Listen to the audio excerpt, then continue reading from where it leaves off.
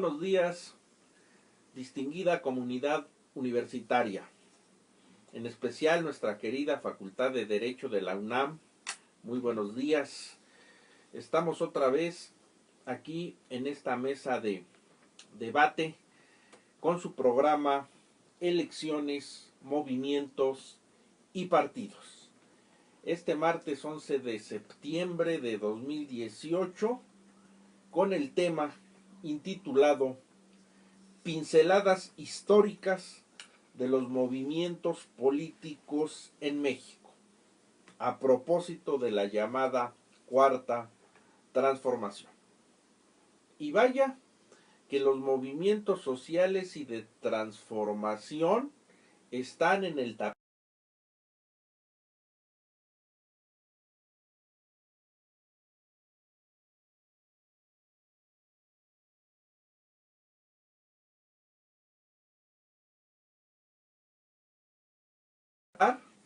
Y tratar de imprimirle un nuevo sesgo político, se ha dicho, de prácticas, de actitudes, de valores. Y también inclusive en el ámbito universitario, en la semana pasada, pues se ha visto inmersa en esta efervescencia de reclamo, de movimiento universitario, cuando estamos precisamente por cumplir 50 años del movimiento estudiantil universitario de 1968, la conmemoración de ese importante hecho social. Pues bien, enmarcado en este contexto o en esta coyuntura política, es que el Seminario de Derecho Electoral tuvo a bien retomar el tema de cómo en nuestro país se han dado diversos movimientos sociales y políticos y que en su momento dieron un giro, un cambio a la forma de conducción y de orientación de las políticas de Estado. Esto es, a raíz también de la discursiva de la llamada Cuarta Transformación, creo que resulta conveniente situar en su exacta dimensión el punto en el que nos encontramos. Y qué mejor que con la ayuda de la historia y a través de breves pinceladas, de trazos generales, recordar esos importantes estadios históricos que en su momento vinieron a dar un giro y cambio a la transformación política en nuestro país. El día de hoy, en esta mesa de análisis y de debate, tengo el gusto de saludar, como ya es habitual, al colaborador de nuestro programa y el profesor destacado de nuestra Facultad de Derecho adscrito al Seminario de Derecho Electoral, al maestro Eduardo Oropeza Villavicencio. Maestro, bienvenido. Muchas gracias, doctor. Muy buenos días tengan todos ustedes. Bien, maestro, pues enmarcado en esta temática que hemos anunciado desde un principio, pues es una preocupación el analizar dentro de un contexto histórico, en primer término, cuando se habla de la Cuarta Transformación dentro del desarrollo político-histórico de México, es correcto, es acertado llamar una Cuarta Transformación, simplemente ubicándolo cronológicamente, porque ha llevado inclusive, ¿no?, que a intelectuales y a pensadores en el tema. ¿Cuál es el caso del maestro Héctor Aguilar Camín, quien el día de ayer, por decir tan importante y en el tapete de esta discusión está, que lleva a escribir en el Diario Nacional, en el cual tiene su colaboración, un artículo que intitula La Cuarta Transformación de AMLO debería ser en realidad la sexta, porque, a juicio del maestro Aguilar Camín, considera una serie de estadios de cambio político anteriores y enumera como primer punto, bueno, pues ese importante cambio que se da en el momento mismo de la conquista, es decir, el proceso de la colonización y evangelización, que propiamente van de la mano. Un segundo periodo histórico en estos procesos de cambio social y político en nuestro país lo ubica con las importantes transformaciones administrativas, económicas y políticas que se han acuñado bajo el rubro de las reformas borbónicas del siglo XVII, XVIII, y que se van a prolongar propiamente un siglo hasta propiamente el movimiento de independencia, o que van a ser preámbulo a cierto tipo de malestares que van a provocar como último resultado el pensar ya la desvinculación política de la corona española.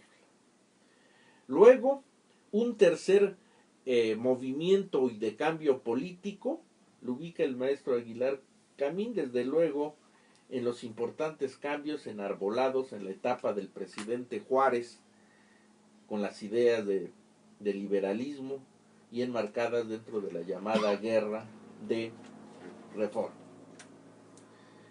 Una cuarta transformación, siguiendo este esquema planteado por el profesor Aguilar Camín, lo ubicaría ya en el siglo XX, en el contexto de la Revolución Mexicana del 20 de noviembre de 1910. Entonces ya estaríamos hablando en este esquema, en esta cuarta transformación.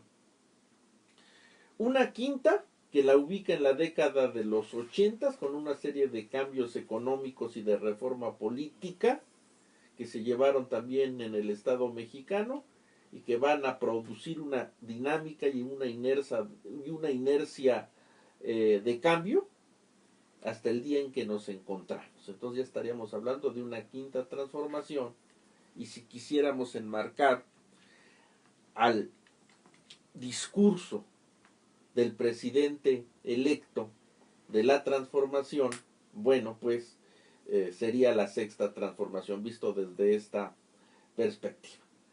Pero claro, no es una cuestión que pudiéramos decir tajante, definida, radical. Es una perspectiva que, bien, es importante tener en consideración. Desde luego que este tipo de temática y hablar de los principales cambios y de las transformaciones en el país rebasa el tiempo y los espacios de un programa como el que nos ocupa. No obstante, quisiéramos a lo largo de estos días, y aprovechando pues este proceso de transformación, de transición tan largo, ¿no?, entre que entrará la nueva administración de un presidente electo y en la que sale la administración que está por culminar su periodo de gobierno, pues nos da pie para analizar este tipo de temática, ¿no? Es decir, en esta quizás absurda por lo amplio y tardado proceso de transición, bueno, nosotros teorizar en el análisis de estas distintas etapas de cambio y transformación que ha tenido el país y que finalmente como resultado ha venido a cincelar el rostro que tiene la democracia en nuestro país. Y entonces, bien, si le parece, maestro, arrancaríamos con el análisis mismo de ese proceso inicial, ¿no?, que es propiamente el movimiento de conquista, o lograda la conquista, y el establecimiento finalmente de un régimen institucional diferente al que se tuvo durante la época precortesiana. Esto es, en el proceso de conquista, de colonización y o evangelización también concomitantemente, y que va en el régimen institucional, me decía usted aquí entre bambalinas, con la instauración y desarrollo del régimen municipal, institución netamente de ascendencia hispánica. Sí, antes de entrar al análisis de la primera transformación, realmente si fue la colonización, evangelización, yo quisiera hacer un planteamiento. Sí, El maestro. problema de los historiadores es cómo ubicar los periodos, los horizontes o etapas o los periodos históricos. La mayor parte de ellos muchas veces tienden a desarrollar diversas teorías, diversos periodos, ¿no? Una vez hecha esta reflexión, realmente, bueno, lo que se planteó, que la primera transformación es la colonización y evangelización, pues yo no diría que esa fue la primera, ¿no? Hay que recordar que don Hernán Cortés de Cembal llega a la Villa Rica de la Veracruz el 10 de junio de 1519 y establece el primer ayuntamiento en el continente americano. Inclusive él viene huyendo del gobernador de Cuba, que es perseguido, Cortés, y Sí, Diego de Velázquez. de Diego de Velázquez. Él al desembarcar lo que hace es ejercer el derecho de conquista y de... ¿Esto qué quiere decir? El derecho de conquista es llegar a plantar la cruz, construir la primera parroquia, presidir la primera misa, hacer un pacto con todos los habitantes de ese lugar y hacer una capitulación, y esa capitulación en nombre del rey, y ese territorio prácticamente se le nombra al rey de España, que es el supremo gobernador, y una vez hecho lo anterior, se prosigue a nombrar a los miembros del cabildo. Esto que decía, los miembros del primer ayuntamiento, y se celebra una asamblea con todos, tanto con los colonizadores, bueno, en este caso con los conquistadores y con los caciques. Y ellos deciden nombrar los alcaldes, nombrar también los regidores, y este hecho histórico, inclusive, bueno, tuve yo el honor de encontrar la primera carta perdida de Hernán Cortés en el Archivo Real de Indias, por eso me atrevo a decir que es el 10 de junio, ¿no? Que sería la primera carta de relación, donde efectivamente todos los soldados que venían con Cortés, junto con sacerdotes o misioneros, firman la carta. Inclusive hay quien firman ese documento, que es un memorial donde establece el primer ayuntamiento de la Villa Rica de la Veracruz. Firman, inclusive los que no saben firmar, a través del escribano real.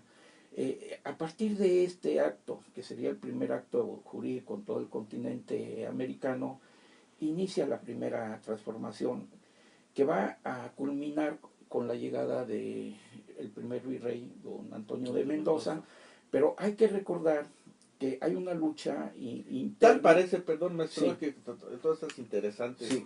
apreciaciones, como quizás Cortés, como antiguo estudiante de leyes, ¿no?, de la Universidad de Salamanca, antes de proceder en un accionar de tipo jurídico-político, se ve en la necesidad de legitimar sus acciones de gobierno o sus acciones políticas iniciales. Contra Diego de Velázquez. Y qué mejor, claro, que constituir, pudiéramos decir, si se quiere ver de esta manera, una primera asamblea original a través de los personajes que lo acompañan y los caciques de la región, para de esa manera legitimar su mandato y sus acciones, más aún cuando ya había tenido una divergencia con el propio Diego de Velázquez, porque no lo mandó o no lo instruyó a realizar propiamente el tipo de acción de conquista que en su mente ya traía, y que inclusive habría de comisionar a Pánfilo de Narváez para que se dirigiera y fuera a ver qué estaba pasando y conminar a Cortés, que finalmente, ¿no?, se ajustara a la autoridad de Diego Velázquez, en entonces gobernador en Cuba, ¿verdad? Y de esa manera tratar de meter, por decir, al redil del ordenamiento legal a el propio Hernán Cortés. Es interesante Sí. la forma inicial, el punto de partida, el primer saque dentro de la historia política en la Nueva España. Me están anunciando que es momento del primer corte. Aquí le dejamos y en un momento regresamos. Muy bien, pues estábamos desarrollando el saque o el punto de partida de este proceso de transformación político, social y cultural en el Estado mexicano. Y señalaba el maestro acertadamente cómo a través de esa carta primera del 10 de marzo de 1500 de junio de 1519 propiamente estamos iniciando ese movimiento de conquista, y que habría finalmente, según en esas divisiones históricas, a concluir el 13 de agosto de 1521, por así decirlo, cuando finalmente el señorío, el gran reino de la gran Tenochtitlán habría de caer, sucumbir ante las fuerzas de los conquistadores. Lo importante es aquí cómo, cuando se instaura ese primer ayuntamiento, ese primer cabildo, ese primer ayuntamiento, el de la Villa Rica de la Veracruz, y emprender el viaje hacia el interior de nuestro territorio nacional, hacia la gran Tenochtitlán, se habrían de preocupar por ir instaurando la figura municipal. ¿No es así, maestro? Sí, yo quisiera hacer hincapié cuando desembarca Cortés en la Villa Rica de la Veracruz. Se llama de la Veracruz porque era el día conocida con la Santa Cruz. En el memorial que él escribe al rey dice que llegó a la isla de Ulúa, de Veracruz. Inclusive, bueno, cuando él todavía no tiene idea que es el continente americano.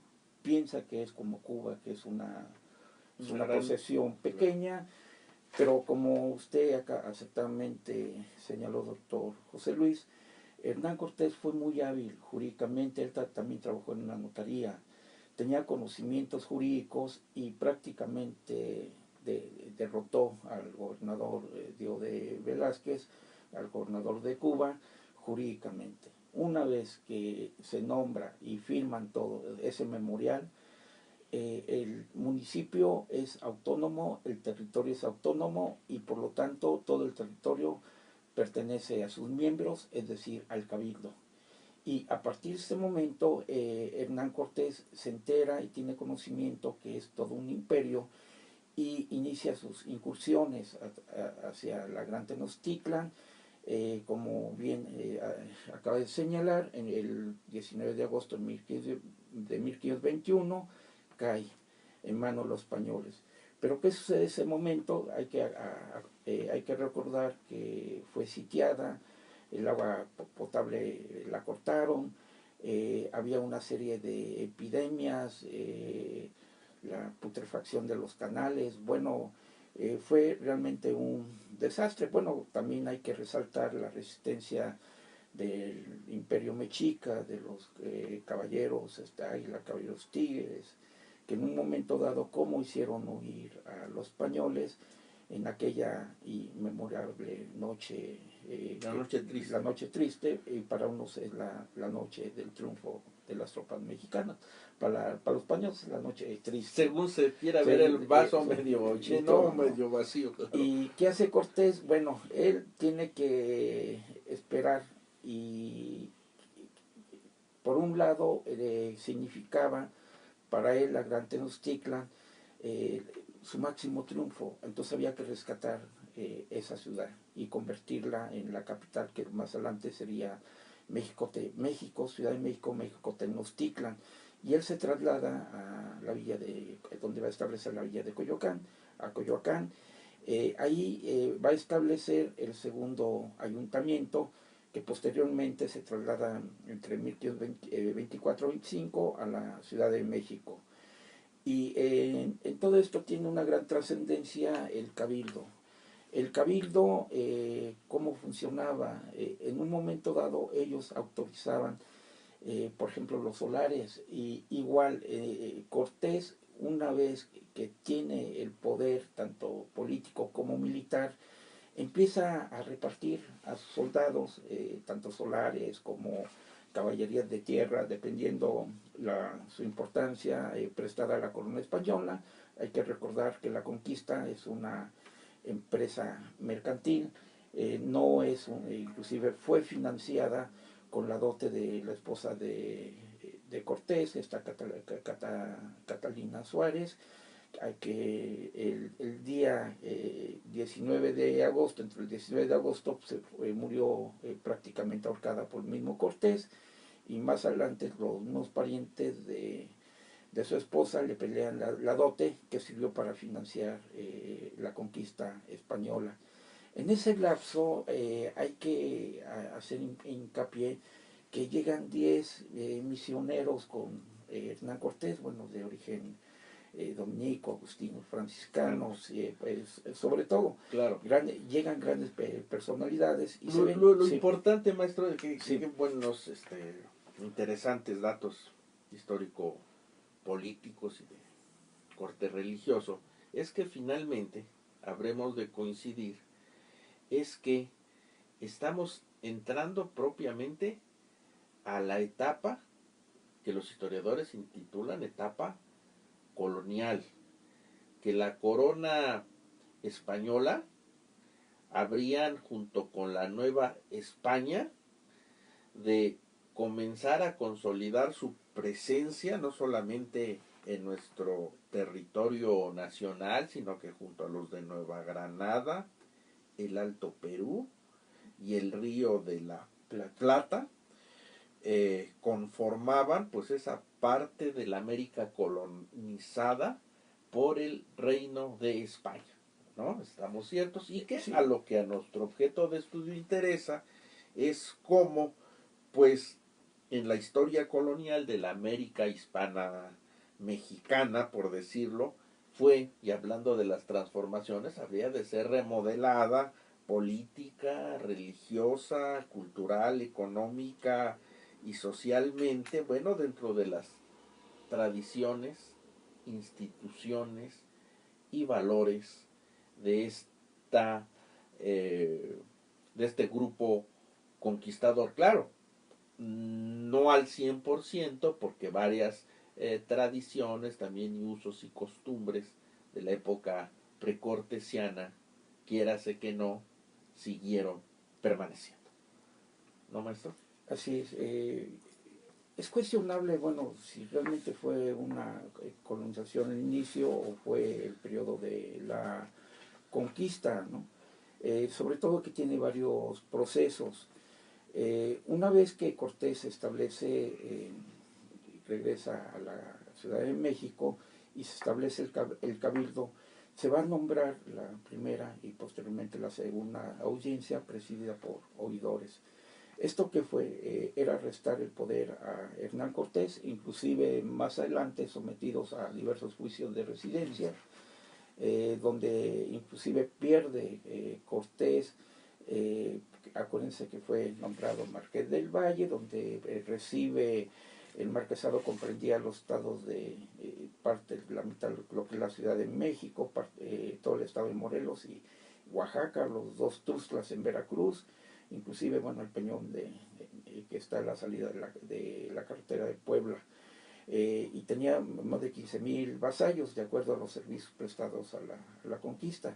Y era tal su poderío, Hernán Cortés, que empieza a tener diferencias con los mismos conquistadores, que le pelean sus propias propiedades. En ese momento... Y es curioso, ¿no, maestro? Sí. Porque hablando, que acaba de decir de los juicios de residencia, como hoy hasta nuestros días se retoman dentro de la discursiva política, considerando que los juicios Claro. de residencia no eran más que enjuiciamientos que aquellos o de aquellos que habían desempeñado un ejercicio de cargo público que rindieran cuentas sobre el proceso de su administración, ¿no? Aún después de que hubieran culminado el ejercicio de su encargo.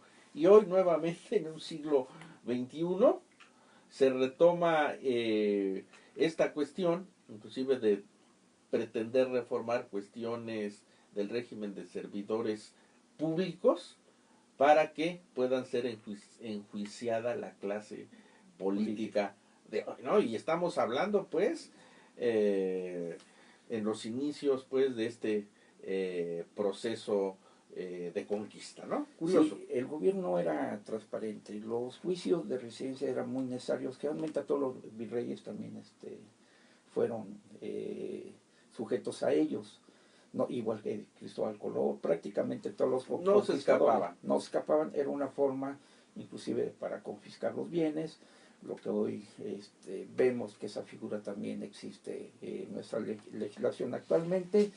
Es curioso, por ejemplo, un juicio de residencia, llegaba el escribano y se reunía en la plaza pública, a un lado en el atrio de la iglesia principal o de la parroquia, donde convocaba a todo el pueblo y mencionaba el nombre de la persona o del funcionario que iba a ser enjuiciado, y si alguien tenía alguna acusación pública, lo manifestaban y se desahogaban las pruebas, y ahí mismo se dictaba la sentencia. Lo curioso, bueno, las etapas del juicio es si la persona el funcionario era culpable, perdía el empleo, sus propiedades, y a veces era sujeto a prisión.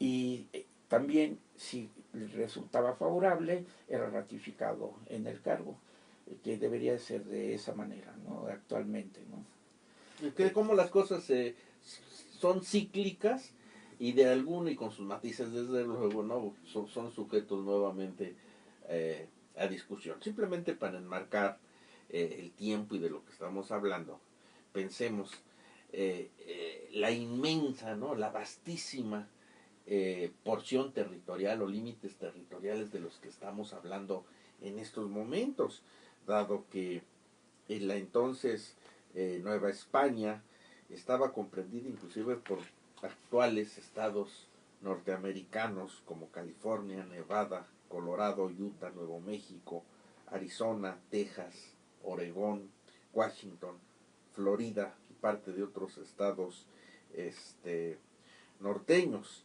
la totalidad de Centroamérica, ¿no? Entre otros. El territorio era inmenso, ¿no? Retomando un poquito Los retos y dificultades que esto representaba. Que se tenían que gobernar desde la Ciudad de México, inclusive se enviaban los ejércitos. Por ejemplo, Pedro de Alvarado se fue a conquistar todo lo que viene siendo Nueva Galicia, Guadalajara, Tepic, Jalisco, parte de Durango, bueno, todos esos estados del centro. Tenemos, digamos, otras etapas de... Sí, Cristóbal de Olid se fue hacia... Claro. Es curioso, por ejemplo, Guatemala fue conquistada por nativos naturales de Xochimilco, que se los llevó también, ¿no? Igual formaron parte del mismo ejército español, ¿no? Pero realmente en cuanto a la población indígena, ¿qué sucede entre 1521 y 1535?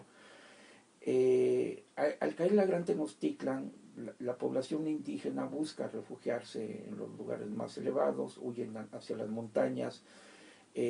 Prácticamente las ciudades quedan deshabitadas, no se diga los antiguos templos, y hay una gran mayoría de niños desamparados, huérfanos, inclusive, bueno, viudas, y la población tendría, en ese momento psicológicamente estaba arruinada, tenía un síndrome, una psicosis de la conquista. El impacto fue muy fuerte, brutal, aparte las epidemias que hubo, por ejemplo, en viruela, que el mismo Moctezuma falleció. Pero una vez que llegan y evangelizan, y hay una serie de reformas que se trata de suprimir la encomienda, la primera solución que buscó... ¿En qué consistió la encomienda, sí, maestro, básicamente? Mire, la encomienda era, una vez que Hernán Cortés o el Cabildo repartió solares, caballerías de tierra, o en un momento dado también encomiendas, pues hay encomiendas indígenas y encomiendas españoles, asignan un territorio determinado donde todos sus habitantes van a estar sujetos al español. Al encomendero. En este caso, por ejemplo, él podía tener grandes extensiones con un número considerable de habitantes. Él tenía la obligación de brindarle evangelizarlos, brindarle todos los ejercicios que regula la Iglesia Católica, llevarlos a misa y conducirlos, pero a cambio de eso tenían que prestar trabajo y servicios personales, pero no solamente al encomendero, también a los padres, a la iglesia, al clero, también tenían a los funcionarios del cabildo, también tenían todos los indígenas que prestar servicios personales para construir caminos. Basta con ver que la Ciudad de México, la Gran Tenochtitlan, fue reconstruido tanto por los habitantes, por los indígenas de Texcoco, como los de la Ciudad de México, de todos los pueblos aledaños. Y anteriormente lo que era una isla trazada en canales, se van a hacer obras de magnificencia como la catedral, bueno, el Palacio de Cortés, pero todas esas obras las hicieron los indígenas. Inclusive construir la catedral de México, tuvieron que traer todos los materiales en canoas y alrededor de lo que era la cuenca lacustre en México. Una vez, bueno, que se dan estos cambios... es muy interesante, sí, maestro, cómo se desvirtuó finalmente esta figura, pues al rayar propiamente en situaciones de servidumbre, de esclavitud. De esclavitud. Me están diciendo aquí, le vamos a dejar en un corte, nos anuncian desde la cabina, y en un momento regresamos. Estamos nuevamente de regresos, estimados universitarios, estudiantes académicos de la Facultad de Derecho y todos los que tienen a bien, les agradecemos seguirnos por las redes sociales, en especial o en particular Facebook Live.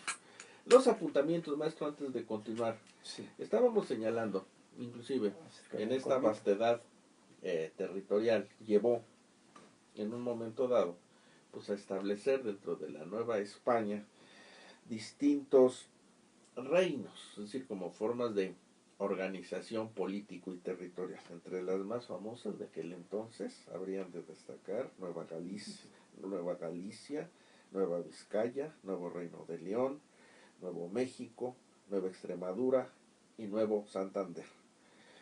En lugares quizás más distantes prevaleció las llamadas capitanías generales, Cuba, Puerto Rico y Santo Domingo, divisiones territoriales y administrativas regidas por un gobernador o un capitán general respectivamente, que tenían que reportarse o rendir cuentas al virrey y desde luego a su vez directamente a las autoridades coloniales de la España peninsular. Un apuntamiento muy importante precisamente es el destacar lo relativo a la sociedad colonial, y ya lo empezaba usted a hacer en relación a la población indígena y su actitud, ¿verdad?, de protección, tener que alojarse y situarse en situaciones distantes, propios de ese trauma que representó la conquista, las dificultades y la disminución que esa misma sociedad indígena tuvo que padecer por cuestiones de enfermedades como la viruela, la tuberculosis, que no les era conocido. Y sobre todo, que finalmente en este proceso de transformación se habría de presentar la conformación estamental o de clase nueva en este proceso, que fue a través de las llamadas castas. Porque si bien por un lado, ¿no?, se tenía a la clase gobernante, es decir, a los blancos peninsulares, ¿no?, por otro, los llamados blancos criollos, pero un grueso de la población que finalmente en este proceso de mestizaje, y mestizaje además muy amplio, pues dio que fuera como resultado una sociedad de castas. Y los autores nos mencionan en verdad un número impresionante, ¿no?, que llevan sí, a recordarnos una situación realmente curiosa, ¿no? Por decir, dentro de esta mezcolanza racial, de persona blanco con india, daría como resultado el mestizo, del castizo con blanca, español, indio con negra, sambo, negro con sambo, sambo prieto, español con negra, mulato, mulato con blanco, morisco, español con morisca, albino, español con mestizo, castizo, albino con blanca, salta atrás, y seguiríamos casi hasta el infinito. Me encuentro con detente en el aire, con mulato, no te entiendo. ¿No? Entonces, bueno, pues era la realidad sociopolítica gestada en este proceso de fusión de culturas y de razas. Desde luego, la figura de la encomienda habría de entrar en un proceso de decadencia y de crisis. Pero bien, al lado de la figura de la encomienda y de la institución municipal, que ya empezamos a dar algunos primeros apuntamientos de su origen y su desarrollo, habrían de surgir pues finalmente un conjunto de instituciones coloniales que a lo largo de varios siglos habrían de regir el nuevo destino de nuestra nación. Y habría de destacar, maestro, una de ellas, quizás una de las más importantes, ¿no?, la llamada Real Audiencia, que se habría de fundar y de instituir en 1550.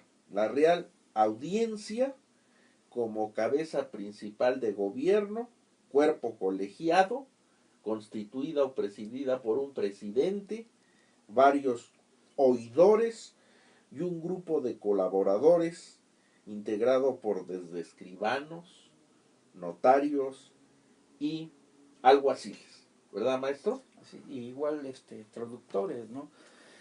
Hay que, bueno, resaltar la encomienda prácticamente es abolida por Carlos V y por su esposa Isabel la Católica mediante unas cédulas reales que emiten y brindan la protección a los indígenas.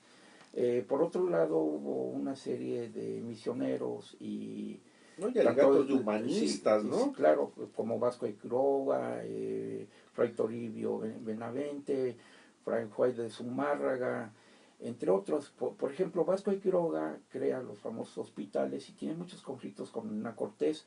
Aquí lo que viene siendo Santa Fe, creó el hospital de Santa Fe aquí a un lado de Tacubaya, donde juntó a todos los huérfanos y todas las huérfanas, y ahora sí que tomando las utopías de Tomás Moro, estableció una ciudad, y luego lo hizo como obispo en Michoacán, y establece Santa Fe de la Laguna, Inclusive, bueno, este fin de semana fue las fiestas por allá, donde recuerdan al Tata, de ahí surge el Tata Vasco. El Tata famoso, ¿no? Y una vez que se da la protección, se empiezan a congregar los pueblos mediante cédulas reales, entienden cédulas para tierras y aguas, de títulos primordiales, antes fueron evangelizados, se le da un nombre cristiano y conservan el nombre prehispánico. Por eso los nombres así curiosos, ¿verdad? Así de los inicios, además intelectuales, historiadores, primeros, Es como, por ejemplo, San Juan, Tenochtitlan, Santiago, Tlatelolco. Así nos podríamos decir en todos los pueblos. Juan de Alba Ixtlisochi, sí, ¿verdad? De Texcoco, bueno, cronista y todo, bueno. Y por otro lado, lo que usted menciona, a partir de la llegada del primer virrey, don Antonio de Mendoza, empieza realmente el gobierno virreinal. Se termina el poder de Hernán Cortés, se termina el poder de los oidores, de la primera y la segunda audiencia, y por primera vez establece... Y es que controlaban todo, claro, por eso, miren, todo. en la Real Audiencia, a ver, entre sus funciones, Sí, administrar la justicia, así es. establecer las leyes para cada región, es decir, funciones judiciales, funciones legislativas, ¿no? Controlar las finanzas, el manejo hacendario, ¿no? Fiscal, organizar la explotación de minas y proteger a los indígenas. Las reales audiencias, desde luego, estaban presididas por un presidente. Y posteriormente habrían de ser, por decir, relegadas en una nueva etapa por la figura de el virrey, ¿no? Con Antonio de Mendoza, esta institución jurídico-política que transcurrirían muchos siglos hasta llegar al último en plena ya movimiento de independencia, que recaería en la figura de don Juan o don Juan, ¿verdad? Hay que resaltar uno de los oidores que parece es don Vasco, es el doctor Puga. El doctor Puga elabora el primer ordenamiento jurídico, los antecedentes, las leyes de Indias que prácticamente regulaban a las casas que usted describió. El doctor Puga crea un cedulario de Puga, inclusive bueno, hay una edición hay varias ediciones que hizo el anterior grupo, te digo, Condumex. La obra es muy bonita porque es una recopilación de casos prácticos y era lo que se aplicaba. Y en ese periodo, entre 1550 y 1500 en adelante, prácticamente se inicia la administración. También ya para esos momentos se había fundado la gran Pontificia Universidad, lo que viene siendo hoy la Universidad de México. Gracias. Y empiezan a surgir las diversas instituciones que van a regular prácticamente la vida colonial. Pues se establece la Casa de Moneda, también hay que recordar la Casa de Contratación de Sevilla, que servía para que quien autorizaba la entrada y salida a lo que vendría siendo la Nueva España, o más bien a las provincias de ultramar de la corona española. Perfecto. Muy interesante, maestro, toda esta situación. Nos encontramos pues en los prolegómenos de todo de lo que será un régimen institucional acabado, consolidado, que habría de regir pues nada más y nada menos que 3 siglos dentro de nuestra historia política. Estamos viendo finalmente las innovaciones, cambios, que en su momento pues fueron desde luego todo un suceso y que ya iremos analizando dentro de nuestra rica historia política, constitucional, cultural de nuestro país. Como estamos llegando al final de nuestro programa, maestro, sus últimas palabras a manera de conclusión. Sí, yo concluyo, bueno, con la reunión que hubo en la Universidad de Salamanca, donde se cuestionan diversos teólogos y catedráticos qué era el indígena, si realmente era el buen salvaje, tenía alma o era un ser poseído por el demonio. Y uno de los logros, por ejemplo, de Bartolomé de las Casas en sus diversas obras y de Francisco Victoria y Francisco Suárez, en una serie de discusiones le demuestran a los grandes catedráticos que los indígenas son como todos los seres que habitan el planeta, y ellos actúan de una forma conforme al derecho natural. Inclusive se cuestionan la potestad del Papa, que si tenía para en un momento dado darle la posesión a la corona española de esos territorios conquistados, o los interrumpió bruscamente y los colonizó salvajemente y saqueó y violó a sus mujeres y saqueó todos sus recursos. Muchas gracias, su amigo el doctor José Luis López Chavarría, director del Seminario de Derecho Electoral, les agradece por su atención de un programa más, Elecciones, Movimientos y Partidos. Que tengan buen día. Hasta la próxima.